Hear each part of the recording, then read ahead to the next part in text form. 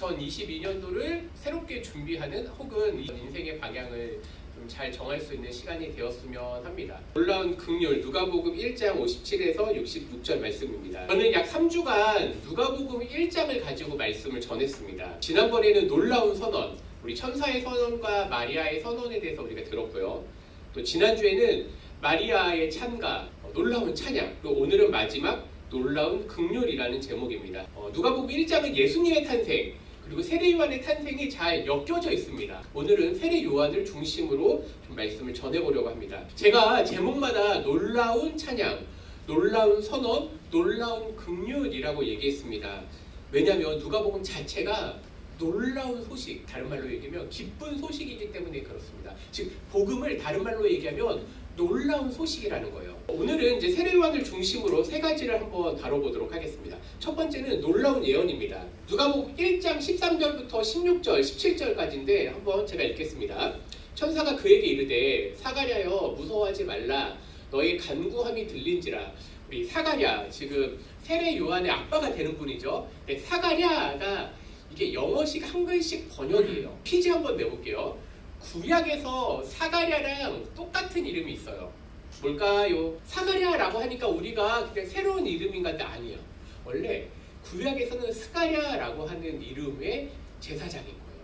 근데 이제 문화가 바뀌다 보니까 이제 이름이 이제 헬라식 혹은 로마식 이름이 붙여진 거죠. 천사가 그에게 스가랴에게 무서워하지 말라 너의 간구함이 들린지라 내 아내 엘리사벳, 이제 이게 영어로는 엘리자베스를 얘기하는 거죠. 엘리사벳이 내게 아들을 낳아주리니 그 이름을 요한이라 하라. 요한의 탄생이 어떤 의미를 가지고 있는지 14절 너도 기뻐하고 즐거워할 것이요. 왜냐하면 사가랴와 엘리사벳은 아이를 갖지 못했기 때문에 아주 나이가 많이 들어서 아이를 낳았어요. 근데 그 기쁨도 뿐만 아니라 많은 사람도 그의 태어남을 기뻐하겠다. 물론 아이가 태어난다는 건 큰 기쁨일 수 있어요. 그런데 굳이 천사가 나타나서 하나님이 천사를 보내셔서 그렇게까지 얘기할까? 말라기에서부터 마태복음 혹은 말라기에서부터 누가복음은 약 400년간 침묵기라고 해요. 근데 그 400년의 침묵을 깨고 나타난 천사가 하는 게 세례 요한의 탄생이 작은 탄생이 아니라는 거예요. 물론 우리는 세례 요한이라고 부르지만 그냥 요한이라고 할게요. 요한이라고 탄생하는 이 사람은, 이 아이는 아주 큰 기쁨이 될 거라는 거예요. 도대체 어떤 것 때문에 이러한 천사의 나타남과 메시지를 전했을까? 그래서 전 놀라운 예언이라고 붙여봤어요. 그러면서 15절 이는 그가 주 앞에 큰 자가 되며 큰 기쁨도 되고 큰 자가 되고 또 포도주나 독한 술을 마시지 아니하며 레위기 10장, 민수기 6장, 사사기 13장은요 나시린이라고 얘기했던 그런 사람의 부류. 사가랴가 제사장이었기 때문에 요한은요 만약에 아빠의 직업을 따라갔으면 요한도 원래는요 제사장이 될 사람이에요. 요한은 어떤 준비를 하는 거예요? 어릴 때부터 하나님 나라의 일을 위한 준비를 하는 표현이 바로 포도주와 독한 술을 마시지 아니하며 라고 되어 있고요. 모태로부터 성령의 충만함을 받아 이스라엘 자손을 주 곧 그들의 하나님께로 많이 돌아오게 하겠습니다. 구약에 보면 나실인 대표적인 사람이 누구죠? 삼손이 있죠. 삼손도 술을 마시지 말라라고 얘기하면서 어떻게 거룩한 생활을 할 거라고 얘기를 했어요. 근데 세례 요한, 지금 요한이 탄생은요 큰 자, 큰 기쁨이라고 얘기했는데 17절 같이 한번 읽겠습니다. 시작. 그가 또 엘리야의 심령과 능력으로 주 앞에 먼저 와서 아버지의 마음을 자식에게 거스르는 자를 의인의 슬기에 돌아오게 하고 주를 위하여 세운 백성을 준비하리라. 지금 요한의 탄생은요 그냥 탄생이 아니야. 사실은 엄청나게 놀라운 예언이 천사를 통해서 나타나는 거예요. 그래서 세례 요한은요 큰 기쁨의 사람이고 그리고 구별된 사람이고 심지어 엘리야의 심령을 가지고 있는 아주 능력에 있는 사람, 그런 사람을 보내주겠다라고 얘기한 거예요. 그러면서 왜 엘리야가 등장을 하죠? 왜 수많은 선지자들 중에 왜 엘리야일까요? 왜냐하면 구약에서 가장 능력이 탁월한 혹은 능력이 가장 뛰어난 사람으로 대표적인 사람이 엘리야였기 때문이에요. 근데 그것만일까요? 말라기서입니다. 엘리야의 심령과 능력이 말라기서 구약의 가장 마지막 절에 등장하는 구절이에요. 지금 제가 말라기에서부터 마태복음이 몇백 년이 있었다고 했죠. 침묵의 기간이 400년의 기간이에요. 근데 그 마지막 예언의 등장을요 말라기서는 이렇게 얘기해요. 보라 여호와의 크고 두려운 날에 이르기 전에 내가 선지자 엘리야를 너희에게 보내겠다. 성경에는 윤회 사상이 있어요, 없어요? 성경은 윤회 사상이 없어요. 직선적인 역사관을 가지고 있어요. 그러니까 처음과 끝만 얘기하고 반복적이지 않아요. 그런데 엘리야는요 이미 하늘에 승천했단 말이야. 열왕기 하에 보면 승천을 했어. 엘리야가 승천했는데 그러면 그 승천한 엘리야가 다시 오겠다는 얘기인가요? 말라기서를 읽었던 사람들은 다 그렇게 생각했단 말이에요. 아, 선지자 엘리야를 하나님이 보내시겠다는데 6절에 보니까 그가 아버지의 마음을 자녀에게로 돌이키게 하고 자녀들의 마음을 그들의 아버지 이스라엘의 아버지가 누구죠? 유일한 아버지가 누구죠? 여호와 하나님. 돌이킨다. 뭐죠? 회개한다. 교회를 떠났다가 돌아오게 한다. 이런 것도 다 같은 표현이에요. 말라기의 예언은요 선지자 엘리야에 대한 예언처럼 보였어요. 그런데 우리가 오늘 통해서 본 말씀은 뭐예요? 이 선지자 엘리야와 같은 심령을 가진 사람이 누구라는 거예요? 바로 요한. 17절 다시 볼게요. 그가 또 엘리야의 심령과 능력으로, 여기에서는 그냥 엘리야가 등장한 게 아니라 말라기서에 예언되었던 그런 선지자 엘리야가 오겠다고 한 게 바로 요한이에요. 그러니까 요한은 그 심령과 능력으로 아버지의 마음을 자식에게, 맞아요, 바로 이 말씀이에요. 말라기서 가장 끝절에 있는 요한에 오겠다는 것과 엘리야에 오는 건요 그렇게 엮여 있는 거예요. 그러면서 왜 마음을 돌이켜요? 누가복음 1장 17절에 보니까 주를 위하여, 여호와를 위하여 세운 백성을 준비시키는 그런 사람으로 요한이 오겠다고 되어 있는 거예요. 그러니까 천사가 사가랴에게 나타나가지고 아주 놀라운 예언을 한 거예요. 구약의 그 예언이 성취될 것에 대한 얘기를 한 거예요. 자, 그런데 그게 어떻게 성취돼요? 자, 두 번째로 넘어갑니다. 이번 놀라운 성취, 이제 오늘 말씀이에요. 누가복음 1장 57절 엘리사벳이 해산할 기한이 차서 아들을 낳으리니 이웃과 친족이 주께서 그를 크게 긍휼히 여기심을 듣고 함께 즐거워하더라. 앞에서 예언하였던 크게 기뻐하겠다라는 말이 여기서 일단 성취가 됐죠. 8일이 되매 아이를 할례하러 와서 그 아버지의 이름을 따라 사가랴라 하고자, 원래는 그 주변의 친척들이 이 아이는 아버지의 이름을 따서 사가랴로 하죠 라고 얘기하는데 갑자기 엘리사벳이 안 된다는 거예요. 요한이라고 해야 된다는 거예요. 그럼 사람들이 지금 사가랴가 말을 못하고 있기 때문에 다시 말했어요. 왜 아버지의 이름을 안 따요? 사가랴라고 해야 되지 않아요? 서판을 달라고 합니다. 서판에다가 이름을 쓴 게 요한이라고 쓴 거예요. 그 순간에 혀가 풀리면서 하나님을 찬양하게 됩니다. 여기에서 저는 너무너무 궁금했어요. 왜 이렇게 하나님도 사가랴도 엘리사벳도 요한이라고 하는 이름에 집착할까요? 굳이 하나님도 사가랴도 엘리사벳도 굳이 왜 거기에 목매냐고. 다른 이름 하면 안 돼요? 요한이라고 하는 그 이름의 뜻이 특별하기 때문에 그래요. 요한은요 히브리식 표현으로는요 요하난이에요. 영어로는 존이라고 되어 있죠. 근데 이 발음이 라틴어나 헬라어, 그리스어나 요하니오스라고 하는 라틴어는 원래는 그리스어에서 왔어요. 그러니까 요한네스라고 되어 있어요.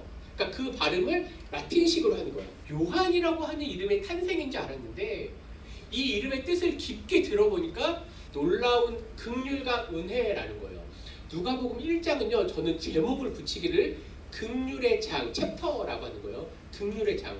누가복음 1장은요 저는 긍휼의 장이라고 붙였어요. 왜 그러냐면 최소 하나, 둘, 셋, 넷, 5번 누가복음 1장 특별히 50절부터 78절은 세례 요한과 예수님의 탄생인데 그 짧은 절 속에 지금 5번이나 심지어 헬라어도 다 똑같은 단어가 쓰여요. 긍휼하심이 긍휼이 이는 우리 하나님의 긍휼로 인함이라. 마리아가, 사가랴가 자녀가 태어났을 때 다 고백한 게 뭐예요? 천사가 나타나서 말한 게 뭐예요? 다 하나님의 긍휼을 표현했어요. 비밀이 있어요. 엘레우스라고 하는 헬라어는요 히브리어를 번역한 단어예요. 히브리어 2개 단어 헤세드와 hen이라고 하는 단어는 앞에서 얘기했던 요하난에서 어근이 되는 단어예요. 은혜, 긍휼, 자비, 하나님의 헤세드가 여기에서 요한이라고 하는 이름과 그리고 그 여러 번의 등장을 통해서 하나님의 긍휼과 자비하심은요 세례 요한의 탄생과 매우 연관이 깊은 것을 볼 수 있는 거예요. 이스라엘은 지금 말라기 이후에 아주 깊은 영적 침체가 들어가는 거예요. 왜냐하면 하나님의 말씀이 없었어요. 하나님의 구원도 보이지 않았어요. 그런 기간이 약 400년간 흐른 거예요. 그리고 심지어 그 사이에 어떤 일이 있었냐면요. 이스라엘은 나라를 잃어버렸을 뿐만 아니라 로마의 지배를 받고 있었어요. 이스라엘은 하나님도 없어 보이고 구원도 없어 보이고 하나님의 자비와 긍휼이 없어 보이게 된 거예요. 이스라엘의 현재 영적 상황, 어떻게 보면 코로나로 인하여서 우리와 같은 지금 현실과 매우 맞닿아 있어요. 그런데 그때 하나님께서 예수님을 보내시기 전에 세례 요한을 보내셔서 하나님의 긍휼과 자비를 선포하는 자로 보내시는 거예요. 세례 요한과 6개월 차 예수님의 탄생으로 인하여서 본격적인 하나님의 긍휼의 사역, 하나님의 구원의 사역, 하나님의 자비의 사역, 즉 영원한 죄와 죽음에 빠져있는 우리들에게 새 생명을 주시기 위해서 예수님이 오셨다는 걸 보여주기 위해서 지금 애를 쓰고 있는 거예요. 이 본문 자체가 그거를 무지막지하게 애를 쓰고 있는 본문이 누가복음 1장이에요. 요한의 탄생, 예수님의 탄생은요, 하나님의 일하심을 드러내는 사건이에요. 엘리사벳과 마리아는요 고백을 했어요. 하나님의 일하심을 증거하는 게 성령 충만과 연관이 있다고 했어요.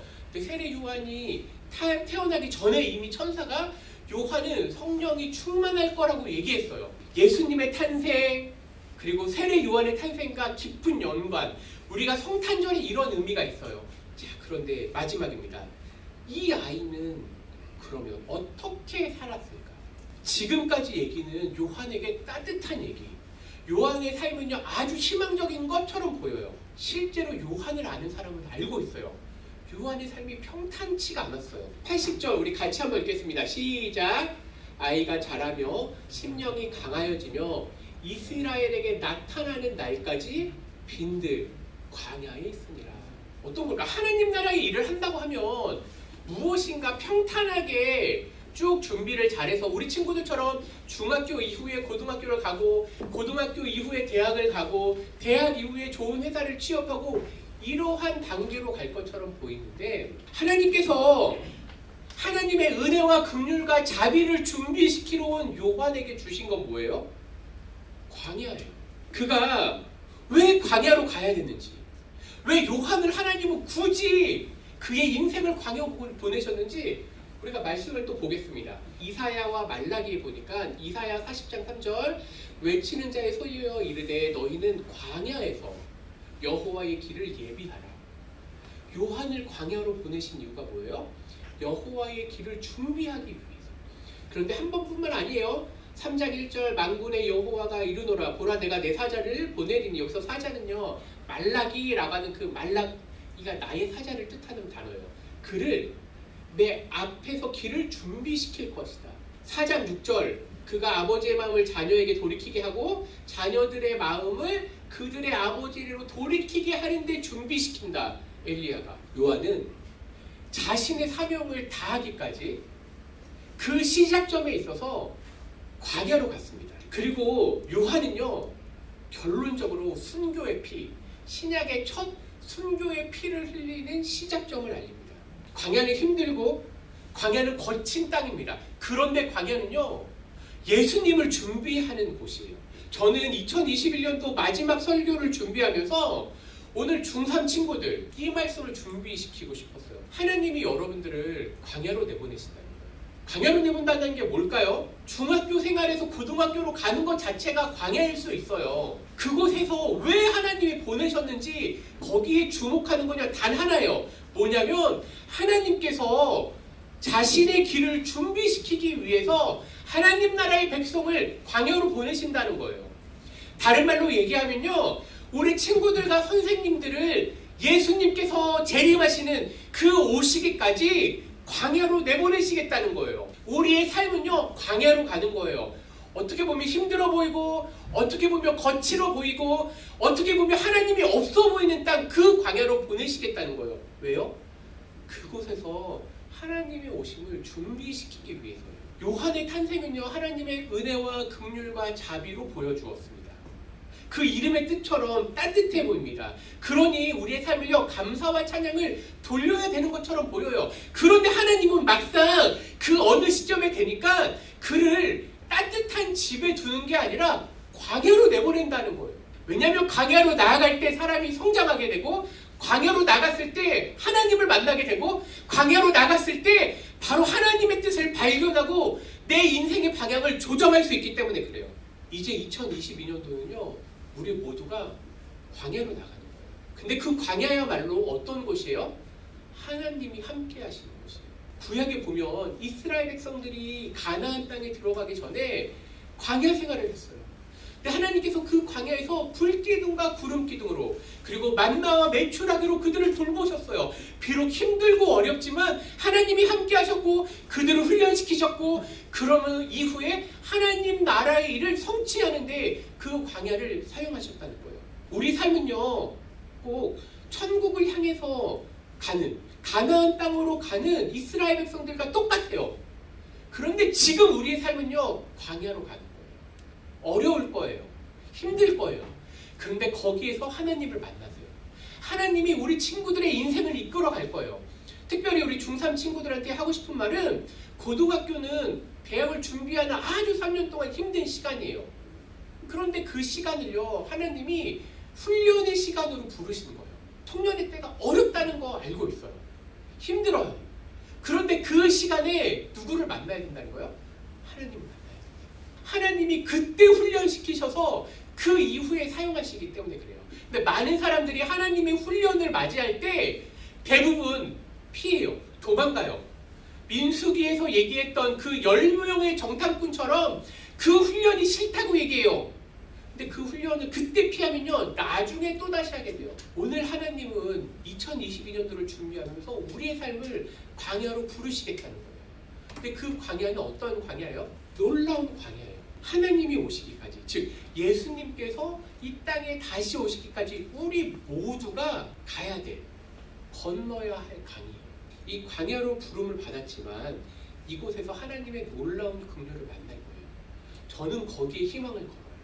그리고 그 놀라운 광야 이후에 있을 새 땅, 하나님이 우리에게 주실 그 언약의 성취가 우리 친구들, 선생님들 모두에게 있기를 간절히 바랍니다. 하나님이 광야로 부르셨지만 하나님이 홀로 우리를 내보내지 아니하시고 우리 모두와 함께 하세요. 그러니 그 광야의 삶을 즐거워하시고 감사하시고 주님 함께하여 주셔서 그의 인생 가운데 구름기둥과 불기둥으로 함께하여 주셔서 비록 광야이지만 하나님의 놀라운 축복 가운데 있음을 기억하게 도와주시옵소서. 예수님 이름으로 기도합니다. 아멘.